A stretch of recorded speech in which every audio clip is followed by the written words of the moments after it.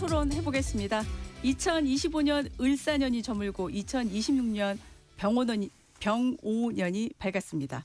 전격 시사는 새해 첫날을 맞아서 을사년 정치권 이슈 돌아보고 병오년 새해 전국에 불어올 새바람은 뭘지 짚어보겠습니다. 더불어민주당 이용우 의원, 홍석준 전 국민의힘 의원 자리했습니다. 두 분 어서 오십시오. 안녕하세요. 예, 안녕하십니까. 반갑습니다. 새해 복 많이 받으십시오. 예, 새해 복 많이 받으세요. 새해 복 많이 받으십시오. 네. 자, 새해 첫날이라서요. 지금 저희 전격 시사를 라디오, KBS 콩 그리고 유튜브로도 들으시는데요.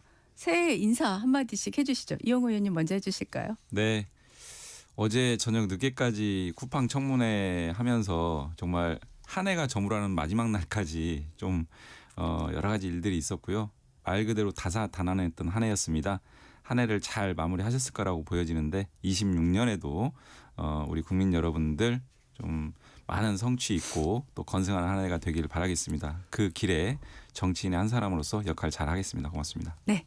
예, 시청자 여러분 정말 25년도 여러 가지 일들도 있었고 개인적으로 국가적으로 참 어려운 일도 많았던 것 같습니다. 2026년도 병오년에는 글자 그대로 붉은 말의 기상처럼 우리 대한민국도 그리고 우리 시청자 여러분들도 목표를 향해서 힘차게 뛰어가는 한 해가 되기를 진심으로 기원합니다. 새해 복 많이 받으십시오. 네. 감사합니다, 두 분.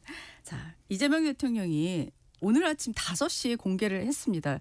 새해 신년사요. 들어봤더니 대전환을 통한 대도약 이런 주제로 정리를 할 수 있을 것 같고요.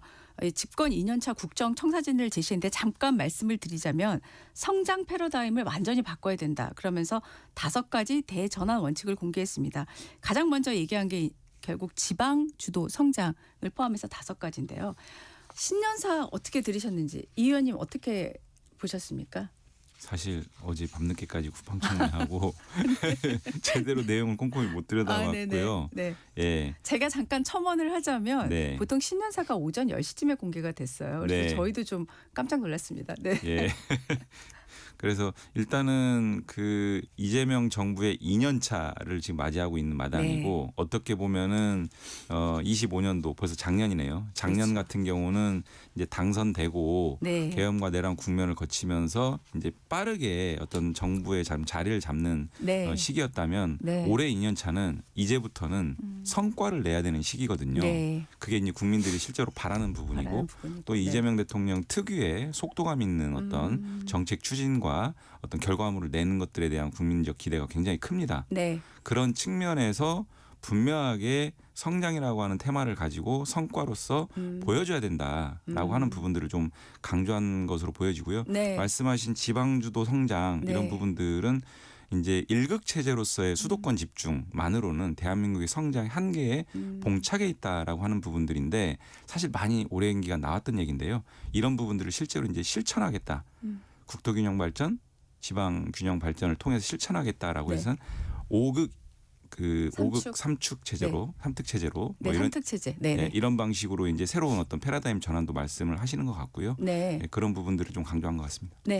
예, 저는 뭐 대전환 대도약이라는 어떤 주제를 가지고 이제 신년사를 보통보다 훨씬 더 빨리 이야기했다. 이것은 그만큼 또 국정을 열심히 챙기겠다. 뭐 이런 의지로 봤기 때문에 예. 굉장히 좀 의미가 있는 것 같습니다. 특히 이재명 대통령 같은 경우는 좌파 진보 진영 출신으로는 성장을 계속해서 이야기해왔고 예. 또 그런 어떤 국정 철학의 어떤 연장선상에서 이런 어떤 이야기를 신년사로 이야기한 것 같은데 네. 문제는 말과 행동 그리고 말과 정책이 완전히 다르다는 겁니다. 예를 들면 네.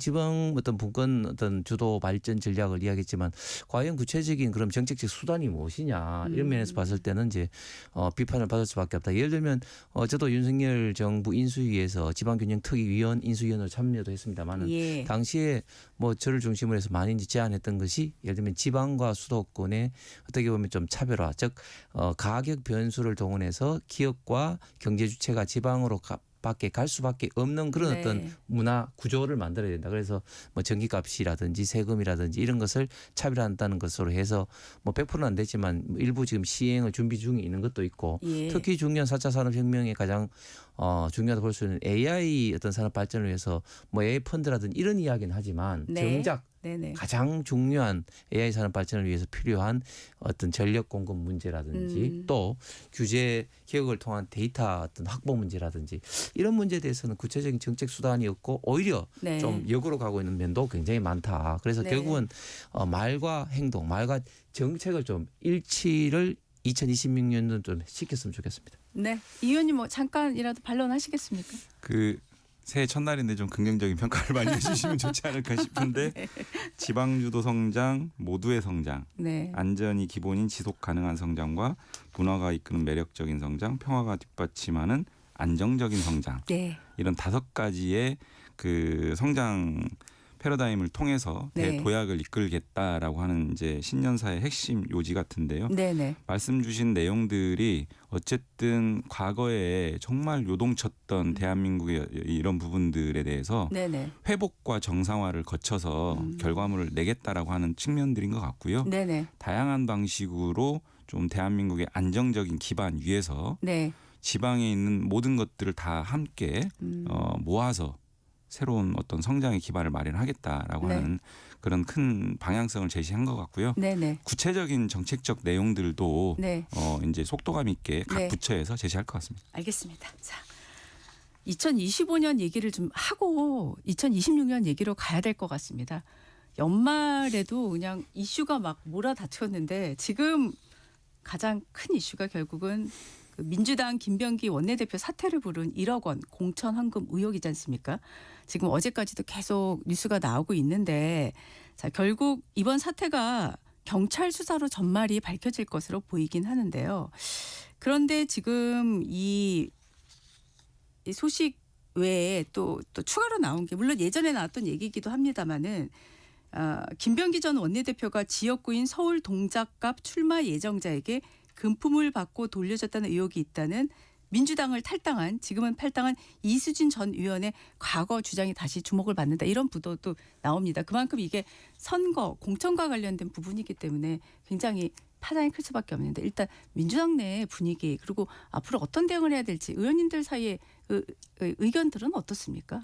일단 관련 보도가 이제 그 나온 저녁에 이제 뉴스로 처음 보도가 됐고요. 그렇죠. 다음 날 바로 정청래 대표가 이 부분에 대해서 네. 가감 없는 네. 진상 규명을 그 당 윤리감찰단에 지시를 했고요. 네. 그리고 말씀하신 것처럼 이제 수사기관에서도 본격적으로 수사가 진행될 예정이고요. 네. 공천을 둘러싼 금품 거래가 있었다라고 하는 것 자체가 그런 의혹 제기된 자체가 굉장히 저는 심각한 문제다라고 생각을 하고 당에서도 이런 부분들을 미적거리거나 또 뭐 이렇게 이 은폐하려고 하는 어떤 일말의 어떤 것도 있어서는 안 된다라고 네네. 하는 분명한 기조를 가지고 접근하고 있고요. 네. 실제 이런 부분들이 진실이 어떻게 규명되는 여하에 따라서 예. 분명한 조치들도 당연히 수반될 거라고 생각을 하고 네. 차제에 이런 부분들이 더 이상 있을 수 없는 그런 제도적인 환경을 당내에서부터 확실하게 만들어 가겠다 이렇게 말씀드리겠습니다. 네. 홍 의원님은 이 사태를 어떻게 수습해야 된다고 보십니까?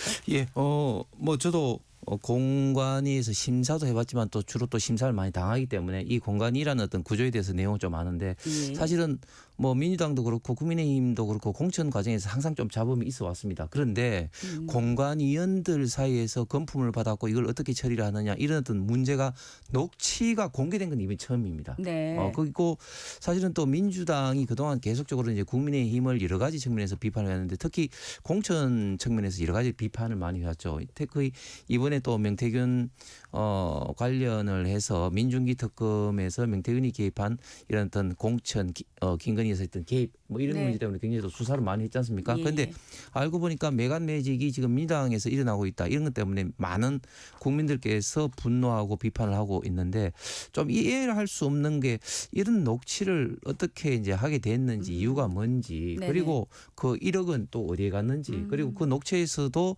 드러나지만 김경 서울시 의원 같은 경우는 다주택자로 처음부터 컷오프 대상으로 거의 사실상 정해졌고 김병기 당시 공관위원 간사 뭐 그때 당시에는 임혁배 교수가 위원장으로 있었습니다만 그러나 외부에서 오셨기 때문에 사실상 김병기 의원이 간사로서 가장 큰 영향력을 행사할 수밖에 없는 그런 구조인데 네. 본인이 계속해서 김경에 대해서는 이제 컷오프를 유지해야 된다 이야기를 했는데 정작 정작 공천의 결과는 공천이 그냥 경선도 아니고 단수 공천이 됐단 말이죠. 네. 민주당에서는 단수 공천이 아주 이례적인 현상인데 왜 이런 어떤 현상이 일어났을까 네. 하는 것은 여전히 좀 미스터리 남아 있고 그런 것이 이제 결국 수사로서 밝혀져야 될 건데 조금 전에 앵커께서 말씀하신 것처럼 그 부분 즉 이수진 전 의원이 김병기 의원도 돈을 받았고 그것을 또 돌려줬다 이런 것들이 지금에 와서는 다시 한번 좀 주목이 되는 이유가 그렇기 때문에 단수 또 공천이 된 게 아니냐 하는 네. 또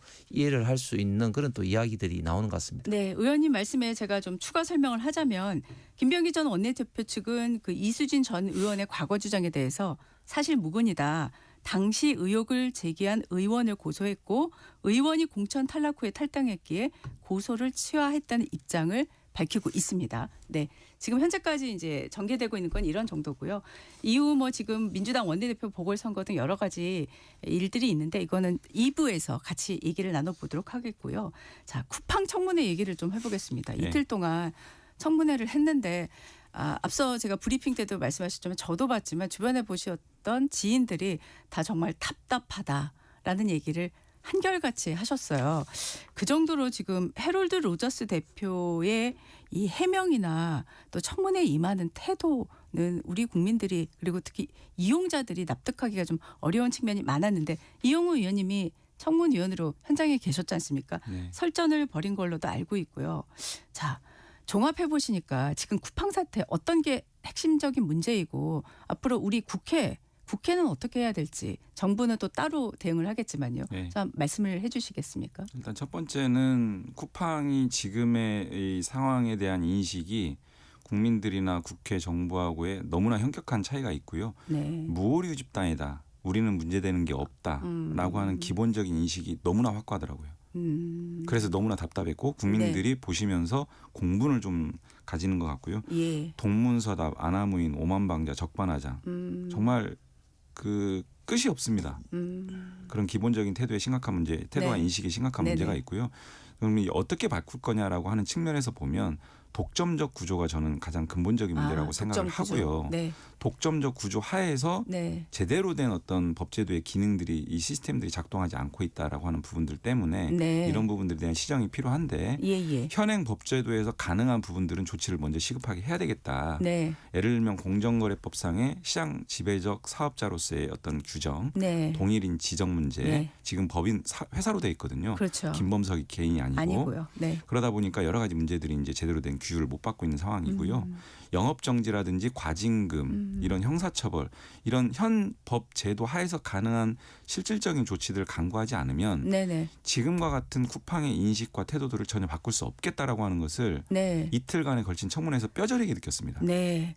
그래서 이번에는 네네. 단순한 그 선언적인 의미에서 이제 이런 발언들이 아니라 예. 정부가 국회가 실질적인 조치들을 빠르게 제시하고 네. 시정하지 않으면 네네. 이런 일들이 더 극악한 방식으로 재현되겠다 이런 생각이 들었습니다. 사실 청문회가 이번이 두 번째였어요. 네. 첫 번째도 있었고 두 번째도 있었고. 근데 그 네. 사이에 쿠팡이 자체 조사를 했다면서 갑자기 이제 뭐 3천만 건이 아니고 3천 건이다라고 네. 얘기를 하고 또 피의자가 뭐 노트북을 하천해 버렸다고 하고 마치 경찰처럼 네. 발표를 해가지고 그 느닷없이 그 발표를 접한 많은 소비자들이 네. 좀 혼란스러워했던 게 예. 있었거든요. 자, 홍 의원님 보시면서요.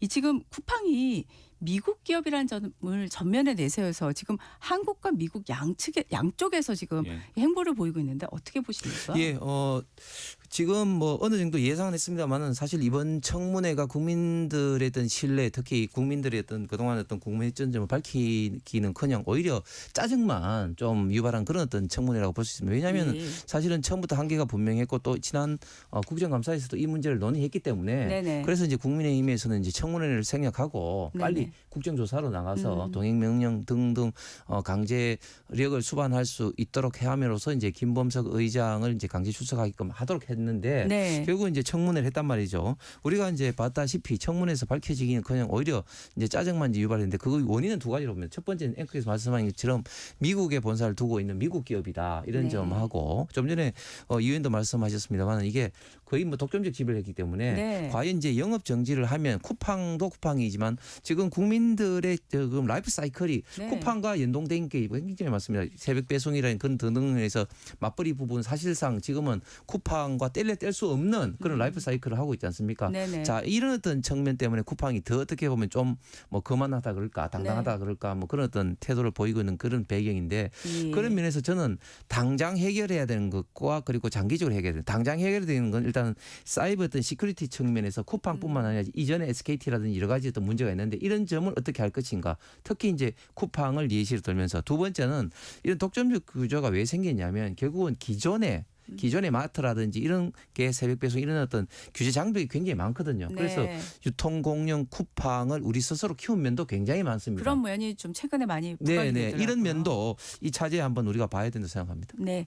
자, 별도의 국정조사를 각각 지금 국민의힘에서는 낼 예정이신 걸로 알고 있고 민주당 어제 내셨어요. 네. 자, 이렇게 되면 공동으로 여야가 쿠팡 문제에 대해서 좀 해결을 하는 것으로 기대해도 될까요? 어떻습니까? 네, 국정조사에 대해서는 국민의힘이 처음부터 얘기한 부분이기 때문에 네. 이견 없이 진행될 거라고 생각을 하고요. 네네. 한 가지 아쉬운 지점은 저는 이틀간의 소위 여러 상임위 6개의 상임위의 연석 청문회라는 것을 통해서 다양한 영역에서의 다양한 쿠팡의 이슈들을 분명하게 부각시켰다라고 하는 청문회상의 의의는 분명히 있는 거고요. 네. 근데 청문회냐 국정조사냐를 갈라가지고 네. 이 문제에 국민의힘이 적극적으로 대응하지 않고 참석하지 않고 심지어 타 상임위에서 이제 이 연석 청문회 위원들을 보내줘야 돼요. 네. 정무위나 이런 타 상임위에 국민의힘이 위원장이 상임위에서 이런 부분들에 대해서 굉장히 사보타주한 부분들도 있고요. 네네. 국정조사를 이유로 청문회에 불참하는 이런 국민의힘의 행태는 네. 저는 비판받아 마땅하다고 생각을 하고요. 네. 두 번째는 쿠팡에 대해서 국민의힘이 그 메시지를 내는 걸 보면은 현격하게 민주당하고 차이가 있습니다. 어떤 차이가 있습니까? 메시지를 안 내요, 잘. 아, 메시지를 아예 안 낸다. 그래서 네. 이 쿠팡 문제에 대한 온도차가 너무나 크다라는 생각이 들고 네. 국정조사에서 또는 그 기간까지 가는 기간 동안 국민의힘이 쿠팡 문제는 뭐가 문제고 대책은 어떻게 가져가야 됐다. 이런 부분들을 치밀하게 좀 메시지도 내고 대응책도 마련하고 이렇게 했으면 좋겠습니다. 총장님 반론이 좀 있어 보입니다. 네. 그 문제에 대해서는 사실은 뭐 저도 개인적으로는 뭐 원인과 어떤 뭐 과정을 떠나서 이제 청문회에 참석하지 않은 부분에 대해서는 아쉽게 생각을 합니다. 그런데 네. 이런 것을 초래한 게 좀 민당의 책임도 굉장히 큰 거죠. 왜냐하면 처음부터 이제 청문회를 생략하고 국정감사를 했기 때문에 국정조사로 했으면은 네. 됐었는데 그런 문제하고 또 6개 상임위를 묶는 연석 상임위 과연 이제 주도 상임위를 어떻게 할 것인가. 네네네. 저희는 이제 그 정무위를 했는데 가방위로 이제 했기 때문에 왜 가방위가 안 되냐면 이게 가방위의 영역도 있지만 결국은 기업 관계이기 때문에 주 상임위는 정무위가 돼야 되는 겁니다. 특히 가방위의 지금 최민희 위원장 같은 경우는 양자역학을 열심히 공부하시느라고 딸이 어떤 그런 어떤 혼인 문제라든지 이런 것 때문에 국민의 어떤 지탄도 많이 받고 있는데 그렇게 되면 이 청문회 자체가 국민들로부터 얼마만큼 신뢰를 받을 수 있는가 이런 어떤 문제도 있는 것이죠. 또 두 번째 국민의힘에서 여러 가지 뭐 메시지를 안 내신다고 했지만 여러 측면에서 물론 국민적 시각에서 아직까지 뭐 시원한 메시지는 아니지만 계속해서 메시지를 내고 있다. 네. 정무위 가방위 중심으로 내고 있고 관련된 것도 굉장히 많은 어떤 비판을 더 많이 하고 있다고 보고 오히려 저는 이 문제에 대해서 또 김병기 의원 이야기 안 나올 수밖에 없는 게 지난 네. 국감 때 쿠팡 대표와 만나가지고 뭐 식사를 하면서 여러 가지 부적절한 그런 이슈가 나왔기 때문에 국민들도 비판을 받았지 않습니까? 그렇기 때문에 저는 이 문제를 가지고 민주당이 국민의힘을 비판할 수는 없다고 봅니다. 네. 저 다음 주제로 넘어가 보겠습니다. 자, 국민의힘 관련한 주제인데요. 한동훈 전 대표 가족이 연루됐다고 국민의힘 당무위원회가 밝힌 이른바 당원 게시판 사건으로 국민의힘 내용이 이제 격화되는 모양새를 가고 있어요. 왜냐하면 당내에서는 사과하라는 목소리도 있고 커지고 있는데 또 친한계라고 불리는 쪽에서는 자료 조작설까지 이제 주장하면서 반발을 하고 있거든요. 또 한동훈 전 대표도 스스로 동명이인 한동훈의 게시물을 가족 게시물처럼 조작했다. 이런 의혹을 제기를 하고 있고요. 자, 이거는 홍석준 의원님께서 먼저 좀 이 상황을 좀 한번 정리를 해 주시고 지금 사실 지방선거 앞두고 이 연대를 하고 더 외연을 확장해야 되는데 이게 이때가 맞느냐 이런 지적도 나오잖아요. 그렇습니다. 시기 문제에 대해서는 다 통합해야 된다 뭐 이런 어떤 이야기도 나옵니다만은 사실은 2024년도 하반기 이 문제가 처음에 터졌을 때 만약에 네.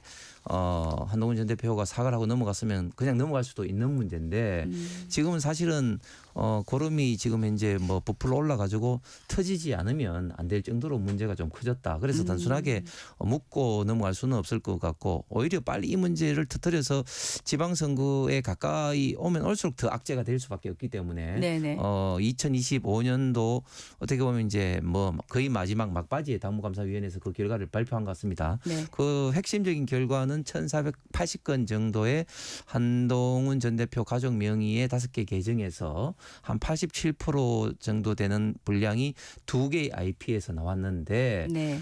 거기에 윤석열 전 대통령 부부를 중심으로 해서 뭐 또 중진 의원들 일부까지 해서 입에 담을 수 없는 욕설 비판이 이제 있었다. 뭐 이런 어떤 내용이었습니다. 거기에 대해서 한동훈 전 대표가 가족 명의가 일부 맞는데 그리고 그 내용은 뭐 신문에 나온 어떤 그 사설과 칼럼했던 내용이었다. 나는 당시에는 몰랐다. 뭐 이런 어떤 내용으로 좀 이야기했는데 저는 그 부분에 대해서 대단히 좀 아쉽고 좀 한동훈 전 대표의 어떤 처신에 대해서 문제가 있다고 보는 게 첫 번째 어떤 시기의 문제에서 좀 더 일찍 이 문제를 좀 털고 갔으면 진솔하게 좀 사과를 했으면 어땠을까 하는 네. 시기였던 문제하고 두 번째는 그럼에도 불구하고 본인이 인정을 했음에도 불구하고 또 뭐 이것이 일부는 또 내 명의가 아니고 또 뭐 조작됐고 이렇게 자꾸 당무감사위원회에서 했던 결과를 가지고 비판적으로 이야기하는 것 자체가 네네. 굉장히 좀 부적절하다. 왜냐하면 그 1,480건의 게시물 자체가 100% 본인의 어떤 가족이 아니라 할지라도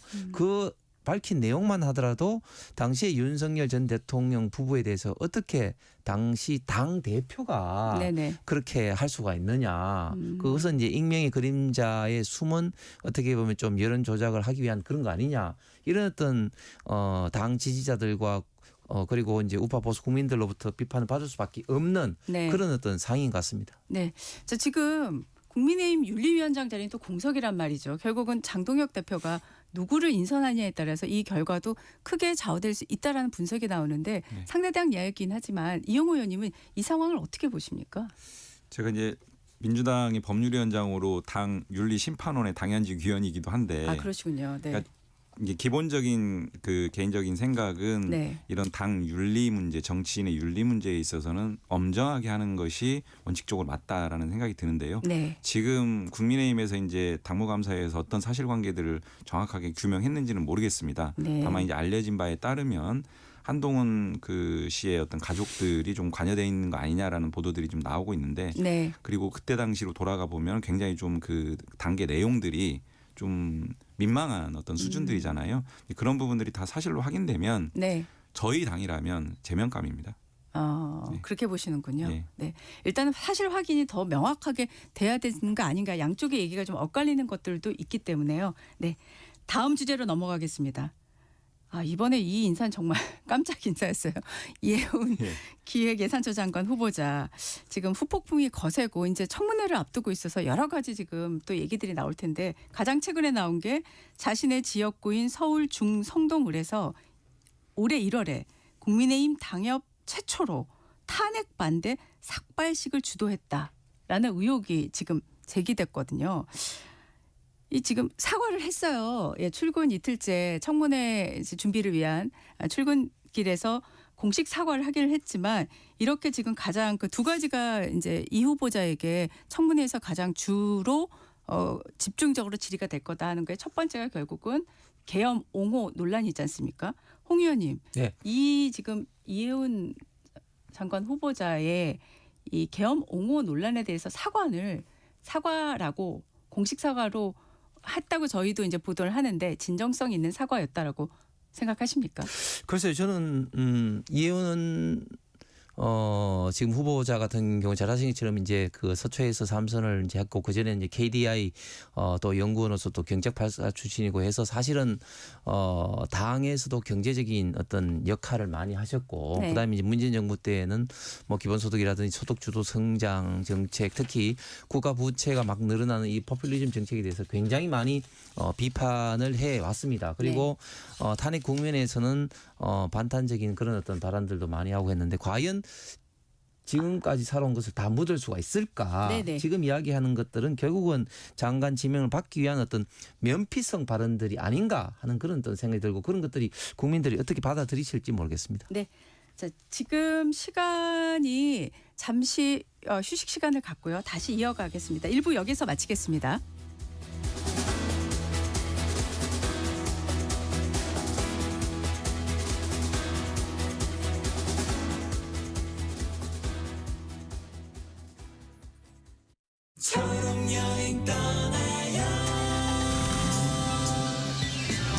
안녕하세요, 폴킴입니다. 오늘은 재민님의 여행 이야기를 만나볼게요. 저는 다가오는 2026년 새해 바다를 보러 갈 거예요. 그동안은 여행 전부터 많은 준비가 필요했지만 올해는 휠체어 슬로프가 장착된 편의 차량을 지원받아 준비 과정이 훨씬 간편해졌어요. 편의시설까지 알려주는 어플을 이용하면 즉흥 여행을 좋아하는 저 같은 사람도 성공적인 여행을 할 수 있습니다. 2026년의 첫 여행, 새로운 기회와 세계가 열릴 것 같아요. 우리 함께 떠나봐요. 어디라도 좋아 좋아. 자 출발해요. KBS 연중 캠페인 초록 여행 떠나요는 장애인의 자유로운 여행을 응원하는 기아와 그린라이트가 함께합니다.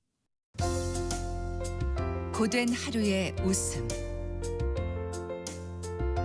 안방 일렬의 감동, 가장 필요할 때 여러분 곁에. 이 모두가 시청자 여러분 덕분에 가능했습니다. 방송법 개정에 따라 2025년 11월부터 수신료는 전기요금과 함께 고지됩니다. 수신료 내역은 전기요금 고지서에서 확인하실 수 있습니다. 수신료 문의는 KBS 수신료 콜센터 1588-1801로 연락 주시기 바랍니다. KBS는 언제나 여러분의 소중한 일상과 함께합니다. 수신료의 가치를 실현합니다. 여러분의 KBS.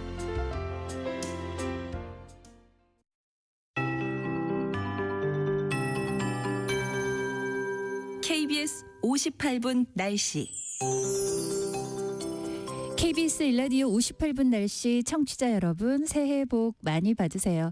2026년 병오년 새해 첫 해는 전국적인 강한 한파 속에 서울 기준 7시 47분경 약 10분 전에 떠올랐습니다. 현재 한파특보가 중부지방과 전북 경북 중심으로 발효 중인데 대구 한령이 현재 기온이 영하 16도대, 파주 영하 13도대고 서울은 현재 기온이 영하 10.3도입니다. 체감온도 영하 15도대입니다. 오늘 낮 기온도 서울이 영하 4도까지 오르는데 그치겠고 세종이 영하 2도, 광주, 대구 0도, 부산 2도 등 전국이 영하 6도에서 4도 분포로 오늘 하루 종일 춥겠습니다.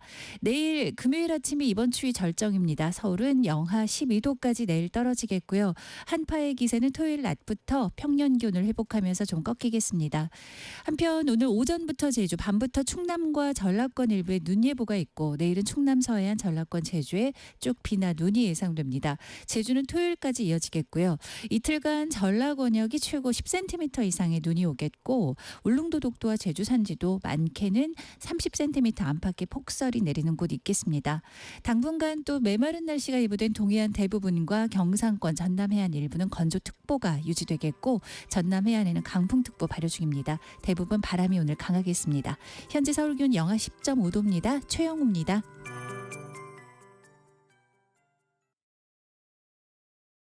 정성을 다하는 국민의 방송 KBS가 8시를 알려드립니다.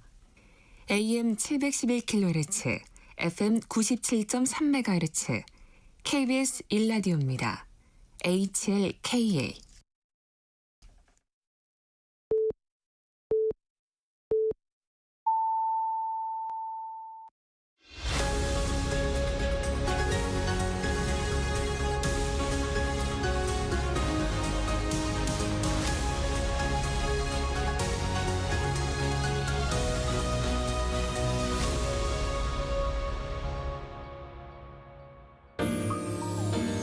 대한민국 중심 채널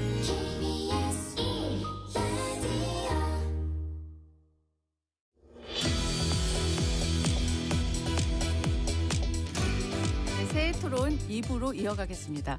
앞서 기획예산처 장관 후보자로 파격 발탁된 이회훈 후보자에 대한 이야기를 했는데요.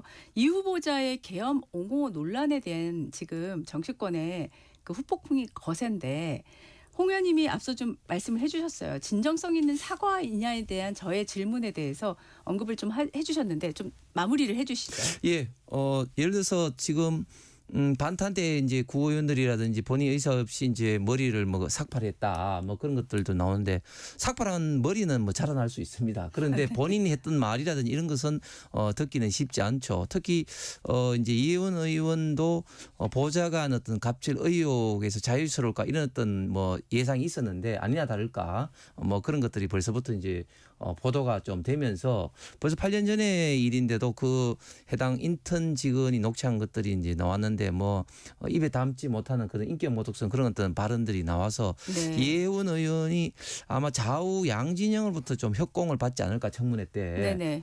우파 보수 진영에서는 배신자로 그리고 좌파 진보 진영에서도 개딸을 중심으로 한 강성 지지층에서 이혜원 같은 사람을 기획예산처 장관하는 게 맞느냐 하는 비판적 여론도 많기 때문에 네네.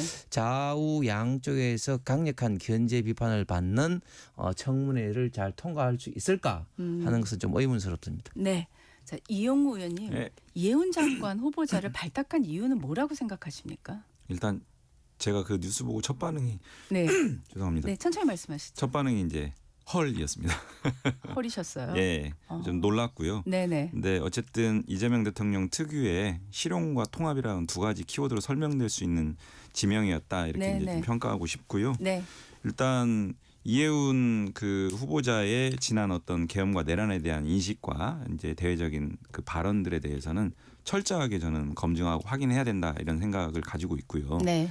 그 한 번의 발언으로 끝날 문제가 아니고 네. 청문회 준비 과정 그리고 청문회 석상에서 이 부분에 대해서는 분명하게 인식을 좀 따져 물어야 된다. 저는 그렇게 생각을 합니다. 네. 이제 그런 부분들에 대해서 이재명 대통령도 분명하게 주문을 했고요. 네.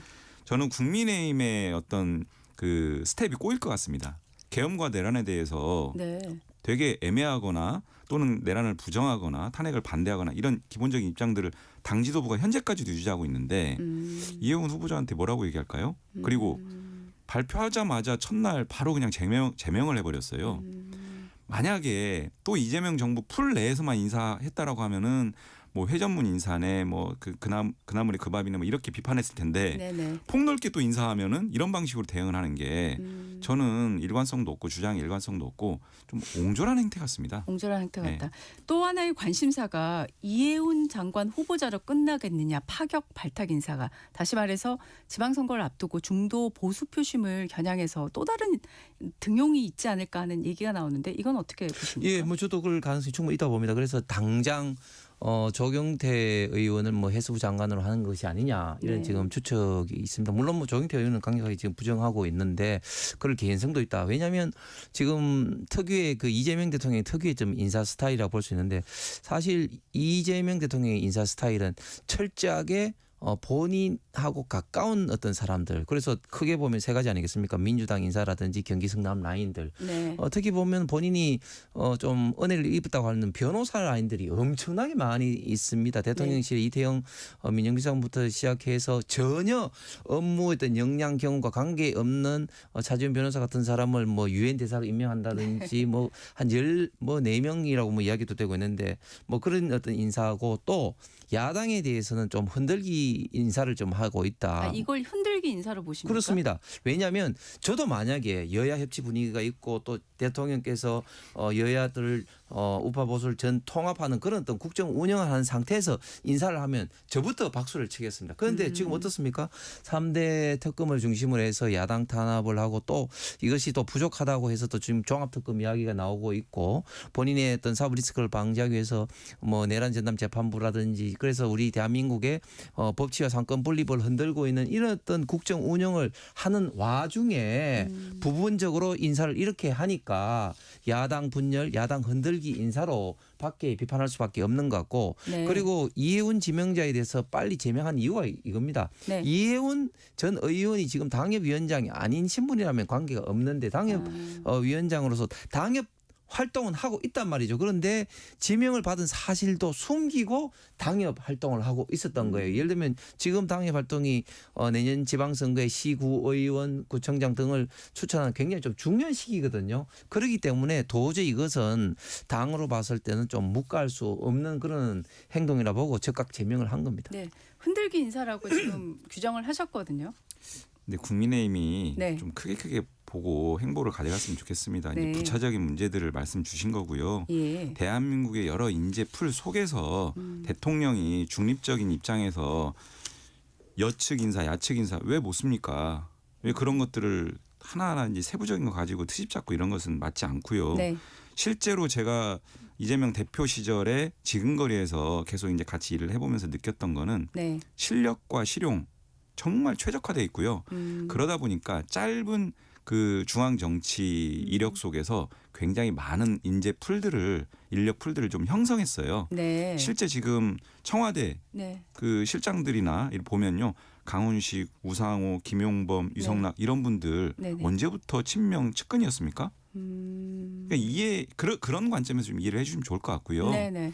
이해운 후보자 누구 또 하마평이든 누구든 네. 실력과 실용적으로 접근하지 않으면 만약에 실력 없으면 여든 야든 안 부릅니다. 그런 관점으로 좀 크게 봤으면 좋겠어요. 제가 그거에 한마디 좀 하면 네. 예를 들면 윤석열 전 대통령 같은 경우는 지역 통합과 진영 통합을 위해서 총리로 하신 분이 누굽니까? 한덕수 총리입니다. 한덕수 네. 총리 잘 아신 것처럼 진영과 지역에서 어떻게 보면 통합의 어떤 상징적인 분이고 또 국민통합위원장으로서 김한길 네. 뭐 전 대표라든지 또 공기업 공사 중에 가장 또 중요한 한전이나 이런 데는 뭐 김동철, 뭐 네, 전의인이라든지 굉장히 반대 진영의 어떤 분들을 많이 썼는데 예를 들면 22대 총선 끝나고 국민통합 내지는 또 좀 풀을 좀 쓰게 그리고 또 여야 어떤 협치를 이끌기 위해서 박영선 전 장관을 국무총리로 이제 고심을 했는데 그때 민주당 같은 경우는 지금 국민의힘이 반발하는 정도가 아니고 정말 거세게 반발하고 그런 것 때문에 결국은 박영선 전 장관도 포기를 하게 됐습니다. 그래서 저는 이거 자체가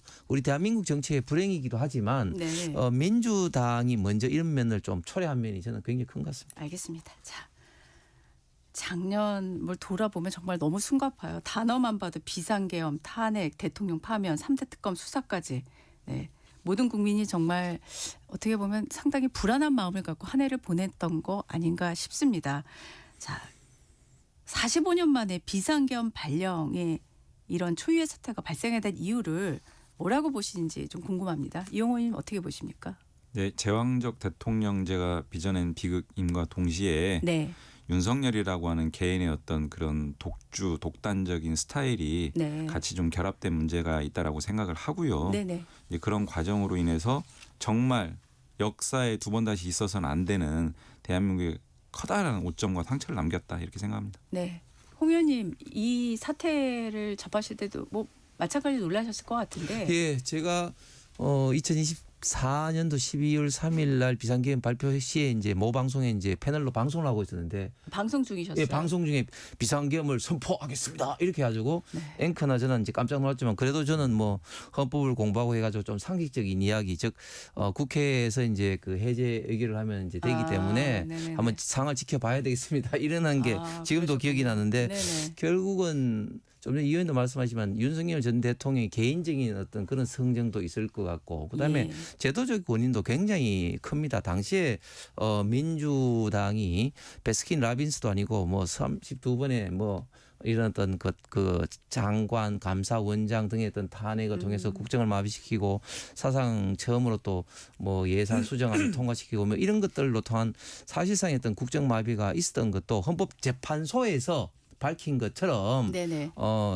비상계엄의 하나의 어떤 유발 원인이 되었고 그럼에도 불구하고 비상계엄이라는 극단적인 수단으로 한 것은 결코 뭐 잘했다고 볼 수가 없는 것이죠. 어쨌든 이런 어떤 제도적인 원인도 굉장히 큰 게 아닌가 생각합니다. 네, 두 분의 얘기가 어느 정도 좀 공통점이 있는 것 같고요. 사실 가장 또 다행스러웠던 거는 국회가 민주주의의 최후 보루라는 그 역할을 확실하게 보여줬다. 그래서 헌법책이 서점가에서 꽤 많이 팔리는 상황까지 갈 정도였잖아요. 자, 비상계엄을 법을 통해서 헌법을 통해서 국회가 막아냈다는 이 효과에 대해서는 어떻게 생각하십니까? 그러니까 그 계엄 하에서도 입법부는 손대지 마라라고 하는 게 이제 헌법과 계엄법을 포함한 우리나라의 법 체계의 정신이거든요. 예. 근데 이제 그런 국회까지도 무력화시키려고 했던 게 이제 윤석열 정부의 이제 계엄내라는 획책이었고요. 네. 이제 그런 과정에서 국회가 계엄 해제 의결을 하고 또 탄핵을 진행하고 이 과정에서 국회를 중심으로 해서 국민분들이 집결하고 목소리를 내고 이런 과정을 거치면서 저는 제가 듣기에는 네. 국회가 국민들로부터 네. 좀 평가받았던 것은 좀 전례를 찾기 어려울 정도로 이번에 좀 제대로 좀 대응을 했다라는 네. 어떤 그 말씀을 좀 드리고 싶고요. 네네. 이제 그 이후에 네. 이런 부분들을 좀 담아서 예. 여야가 좀 같이 지혜를 모아가지고 네네. 계엄과 내란으로 무너진 이 대한민국을 좀 회복과 성장의 하나의 중요한 또 동력으로 가져가야 되는데 네. 지금 그러지 못한 지점은 또 한편 또 안타깝기도 합니다. 사실 두 분이 제왕적 대통령제의 문제점을 얘기를 하셨는데요. 이런 비상계엄 사태가 다시 초래하지 않기 위해서 우리가 좀 보완해야 될 점이 좀 있을 것 같습니다. 어떨까요? 아니 근데 지금 네. 우리 대한민국 헌법이 이제 그 노태우 대통령 때 제5강국 헌법인데 이 네. 헌법의 가장 큰 특징은 뭐냐면 대통령과 이제 입법기관에 있던 관계에서 국회에 있던 권한을 과거 어떤 헌법 체제보다도 굉장히 강화한 면이 있습니다. 그 중에서도 가장 핵심적인 게 이런 어떤 비상계엄 같은 이런 것들을 과거 어떤 유신의 국가 긴급권의 어떤 학습 효과 때문에 즉시 국회에서 과반수의 의결로 해제할 수 있다는 그런 것들이 이제 네. 들어왔고 네. 그것이 이번에 그 여한 없이 그 효과가 이제 발동이 된 것이죠. 예. 그렇기 때문에 저는 제왕적 대통령제 그 민주당 같은 경우는 과거에 그러니까 야당 시절에 윤석열 정부에 대해서는 계속 제왕적 대통령제 비판을 하면서 그런 것 때문에 헌법 개정도 이야기를 했는데 지금 정권이 딱 바뀌니까 제왕적 대통령제라는 이야기를 한마디도 하지 않고 있습니다. 저는 그때도 그렇고 지금도 그렇고 입장이 달라진 게 없는 게 제왕제 대통령제보다는 지금 국회와 지금 그 집행부 관계에서 행정부 관계에서. 예, 행정부 집행부 관계에서 입법권 즉 국회가 절대 다수 당이 생겼을 때는 네. 국회가 막 하는 어떤 그런 것들을 우리가 똑똑히 봐왔지 않습니까? 탄핵이라든지 예산 과정이라든지 그런 것 때문에 사실은 어떤 그런 어떤 권력 관계가 어떻게 이제 유지돼야 되느냐 그런 어떤 측면을 우리가 더 헌법 개정을 한다면 바라봐야 될 것 같습니다. 네. 이용우 의원님 생각은 어떠십니까? 국민의힘의 인식이 계엄 논리에서 아직도 벗어나지 못하고 있습니다. 장동혁 대표를 중심으로 해서 네. 여전히 계엄의 어떤 원인 제공을 했고 그런 부분들에 있어서 계엄까지는 좀 그렇지만 어쨌든 그런 유사한 어떤 그 대응 방안도 좀 불사할 수 있는 거 아니냐라는 식의 이 계엄 논리에 여전히 이제 그 수렁에서 못 벗어나고 있는 것이 저는 가장 심각한 문제라고 생각을 네. 하고요. 네네. 차제에 또 이런 일이 안 벌어지리라 장담을 못해요. 저런 인식이면. 네. 그래서 저는 장동혁 지도부든 국민의힘이든 이런 인식에서 좀 빨리 벗어나야 된다는 생각이 들고 국회라고 하는 게요. 헌법 정신은 다수결의 원칙입니다. 합의를 하면 좋겠지만 네. 협의 과정에서 네. 많은 노력을 했지만 더 이상 네. 합의가 안 되면 네네. 다수결에 따라서 처리하는데 네. 그것을 일방 처리다 독주다 이렇게 평가하는 것은 헌법 정신을 제대로 이해하지 못하는 것이고요. 네. 만약에 그렇게 하고자 한다면 다수당이 되면 됩니다. 다수당으로서 아무런 협의도 없이 일방 독주했다면 덜 억울하겠어요. 정말 많은 노력을 했는데 응하지를 않아요. 대안도 제시하지 않고. 네. 그러면서 합의해야 되는데 왜 합의 안 했냐? 이런 게 어디 있습니까? 억지죠. 땡깡이고. 네. 네, 홍 의원님 예. 반론이 있으실 것 같습니다. 예. 지금 국민의 입장에서 이제 비상계엄에 대해서 옹호하는 사람 한 사람도 없죠. 원인이 어떻든지 간에 비상계엄의 극단적인 수단 자체는 잘못됐다고 수도 없이 사과를 하고 수도 없이 이야기를 하는 것에 대해서 비상계엄을 옹호했다. 그렇게 이제 발언한 것은 분명히 이제 사실이 아닌 발언인 것이고 저는 국회가 물론 이제 여기를 원칙이 다수결이죠. 그럼에도 불구하고 전제가 뭡니까? 대화와 타협이 전제가 깔린 다수결이 돼야 되는 겁니다. 그것은 헌법상에 분명히 있고 헌법재판소에서도 수없이 강조를 하는 부분이죠.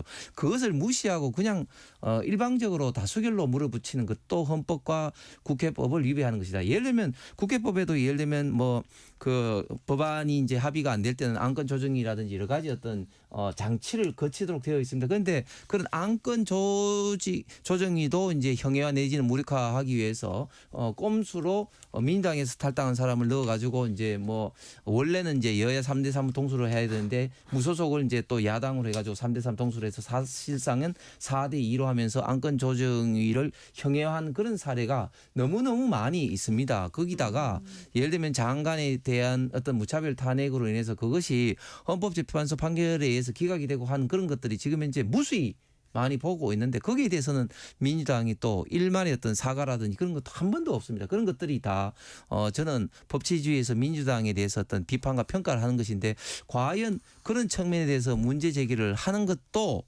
다수결 원칙으로 계속 밀어붙이면 된다고 생각하는 민주당의 태도가 계속 된다면은 결국은 민주당이 입법 독주가 계속해서 지속될 수밖에 없을 것 같아서 참 걱정입니다. 네, 저희가 오늘 사실 종합 토론하는 자리라서 네. 더 많은 얘기가 나올 수밖에 없고 하실 수밖에 없는 상황이지만 다른 주제로 넘어가도록 하겠습니다. 자, 이제 새해에 또 줄줄이 많은 그 정치권의 일정들이 있습니다. 일단은 1월에 윤석열 전 대통령 부부에 대한 재판과 선고가 있을 예정이지 않습니까? 16일에 윤 전 대통령에 대한 체포방해 선고 사건을 시작으로 체포방해 사건 선고를 시작으로 해서요. 또 2월엔 내란 혐의 사건 선고가 있고 1월 28일에는 김건희 여사 주가 조작 사건 선고가 있고 자 1월에 이렇게 줄줄이 나온 이 재판 결과 전국에 어떻게 영향을 미칠지 많은 분들이 궁금해하고 있습니다. 민주당 쪽에서는 지금 계속 청산을 얘기하고 있는데 이 재판 결과뿐만 아니라 내란 특검법도 지금 발의가 돼 있는 네. 상황이잖아요. 네. 어떻게 지금 전개가 될 거로 저희가 볼 수 있을까요? 일단 설 전에 네. 그 내란 추가 특검 3대 이제 특검이 이제 종료가 됐고 예. 미진한 부분들이 상당히 있습니다. 예. 이런 부분들을 덮어갈 수는 없고요. 네. 역사의 어떤 중요한 어떤 분수령이 되는 사건들인데 예. 가감 없이 추상같이 다 이 진상을 드러내고 네. 책임을 물어야 될 부분들을 물어야 되기 때문에 네네. 설 전에 이 부분 처리하겠다 이런 입장이 분명하고요. 네네네. 두 번째는 지금 국민의힘에서 제기하고 우리 당에서 또 얘기했던 통일교 신천지 네. 특검 네네. 이 부분들도 설 전에 좀 제기하겠다, 네. 처리하겠다 이런 입장이 분명합니다. 네네. 자, 지금 민주당에서는 새해 1호 법안으로 2차 종합특검 그리고 통일교 특검을 설 연휴 전에 마무리하겠다는 입장이 계속 재차 확인을 하고 있는데 지금 통일교 특검법에 대한 협상이 잘 안 되고 있잖아요.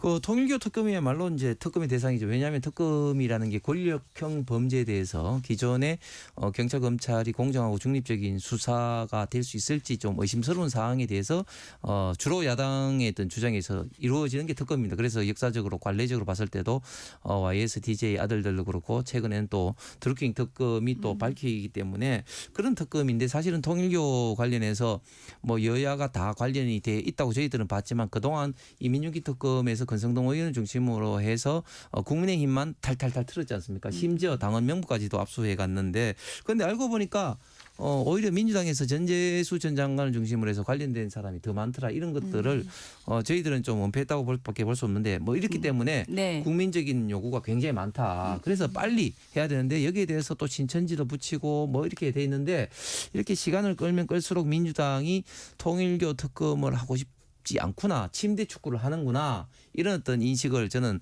국민들로부터 받을 수밖에 없을 것 같고 또 그러면서 또 종합특검을 또 패키지로 끼워 넣어요. 지금 뭐 1+1도 아니고 끼워 넣는데 저는 민주당이 처음에 3대 특검을 출발할 때 어떻게 이야기했습니까?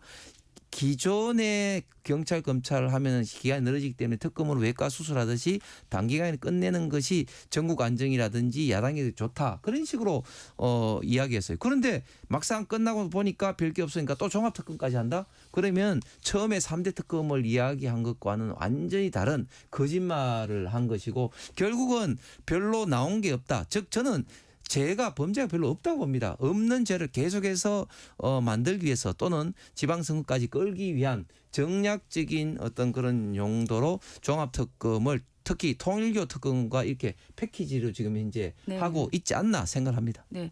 지금 설 연휴 전에 마무리하겠다고는 하는데 통일교 특검법 관련한 협상을 보면 접점을 잘 못 찾을 것 같다는 생각이 들거든요. 그러면 결국 여당 단독 처리로 가게 되는 건가요? 아니 그렇지는 않을 것 같고요. 네. 왜냐하면 쟁점이 뭐 크게 없습니다.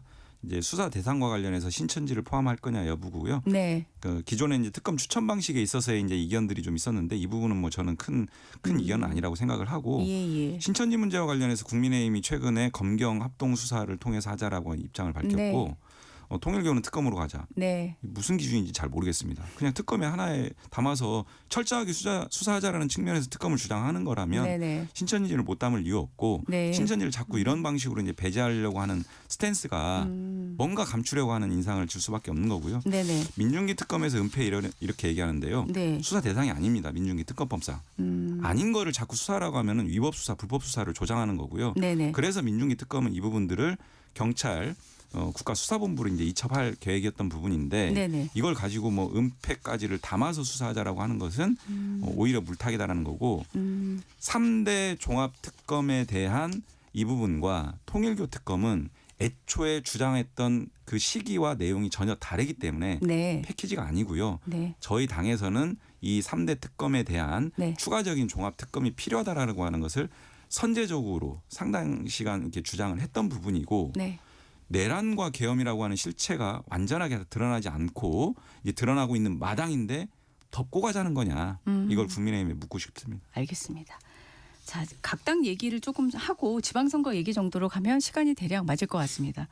지금 이제 민주당 차기 원내지도부 구성에 관심이 쏠리고 있지 않습니까? 11일에 이제 선거를 두 종류를 같이 하시는 건데요. 차기 원내대표 출마자 물망이 여러 명이 거론됐다가 진성준 의원이 제일 먼저 원내대표 출마하겠다고 하셨어요. 그 차기 원내대표하고 최고위원 보궐선거 후 이 구성이 어떻게 될까요? 지금 뭐 친명으로 가냐, 친청으로 가냐 이런 얘기들 계속 나오는데 어떻게 보십니까? 예, 뭐 명청구도는 이제 언론에 뭐 또는 이제 이렇게 프레임인 것 같고요. 네. 사실은 지금 친명이 아니라고 주장하는 사람이 없어요 당내에. 예, 그래서 이제 그렇습니까? 의미 없는 구분법이고 예. 어쨌든 최고위원 보궐선거든 원내대표 보궐선거든 원내대표는 당연직 최고위원이니까 네, 네. 당 지도부가 거의 상당 부분 이제 네. 변경되는 과정인데요. 그렇죠. 예, 예.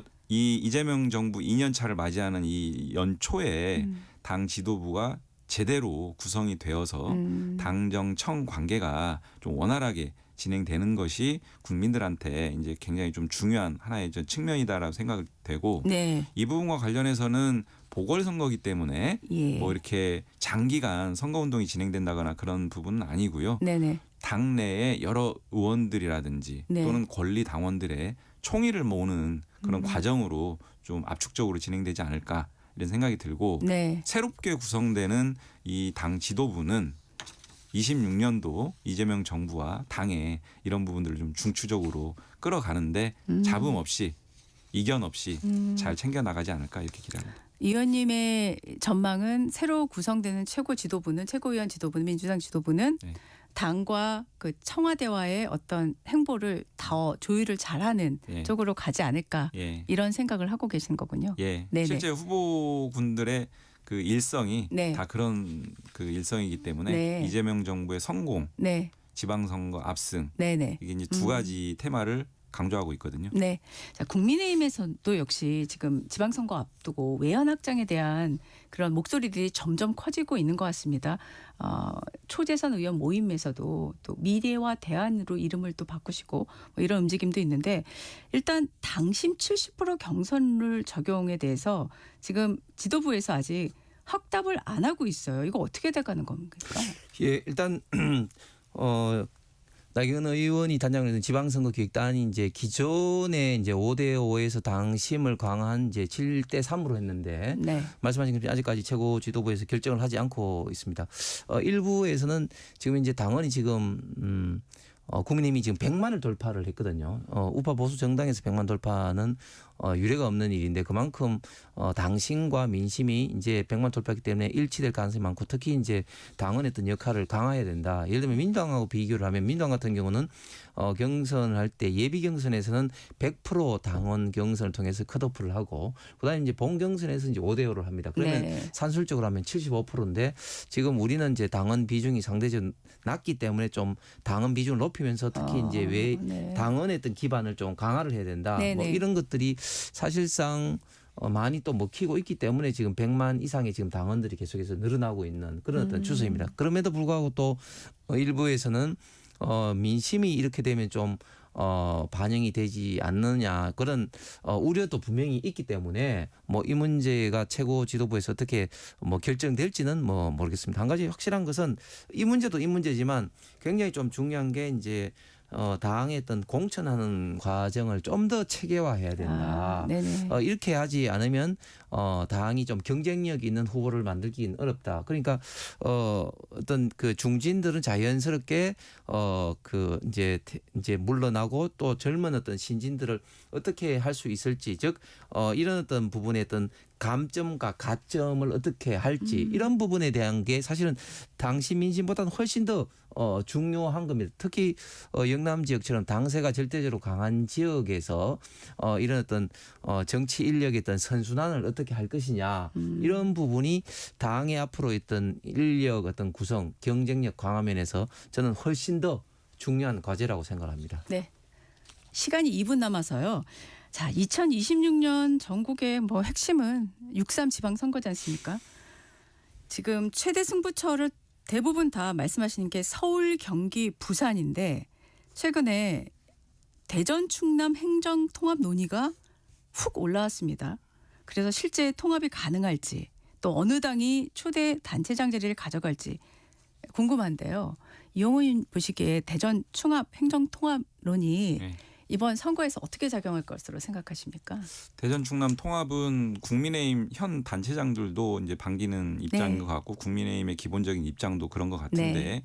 혹시나 여기에 무슨 정치적 꼼수가 있는 거 아니야라고 하는 그런 의구심을 좀 여전히 좀 일부 가지고 있는 것 같은데 뭐 네. 그렇게 접근할 문제는 아니고 네. 어쨌든 크게 묶어서 이제 지방 균형 발전이라고 하는 것까지도 고려해서 가자라고 네네. 하는 거에 대해서는 오랫동안 여야가 이견이 없었기 때문에요. 네네. 이 부분들 차질 없이 지방선거 전에 네. 통합하는 방향으로 힘을 모았으면 좋겠다라는 생각이고요. 네네. 그런 과정을 통해서 지금까지의 현 단체장들에 대한 어떤 여러 가지 행보 또는 대전 충남에서의 여러 가지 민주당의 어떤 입장과 이재명 정부의 어떤 성공을 바라는 어떤 지점들 이런 것들이 유권자들의 평가를 받지 않을까 싶습니다. 대전 충남이 이번 지방선거에서 굉장히 관심적으로 급부상했는데요.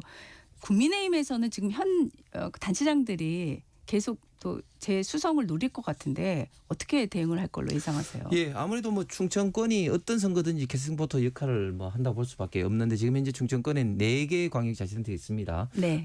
대전, 충남, 세종, 충북이 있는데 네. 지난 2022년도 지방선거에서는 이제 국민의힘이 다 있기 때문에 4개 다 이제 국민의힘 소속의 단체장이 있습니다. 그런데 굉장히 국민의힘 입장에 봐서는 수승이 만만치 않은 어려운 어떤 그런 단계인데 네. 그런데 국민의힘에서는 경선을 하더라도 현직이 유리할 수밖에 없는 게 사실은 다른 데보다도 지방선거에서는 현직 프리미엄이 굉장히 큽니다. 왜냐하면 계속해서 지방민들하고 접촉을 하고 인사도 하고 예산을 하기 때문에 굉장히 크기 때문에 네. 이 프리미엄을 어떻게 다가오는 어떤 본선거에도 활용할 수 있느냐 네. 뭐 이런 점이 굉장히 좀 중요할 것 같고 이 대전 통합에 관련해서 또 이슈가 새로운 어떤 큰 이슈가 또 생겼기 때문에 지켜봐야 될 것 같습니다. 네. 자, 새해 토론 지금까지 이용우 더불어민주당 의원, 홍석준 전 국민의힘 의원이었습니다. 고맙습니다. 감사합니다. 네. 고맙습니다.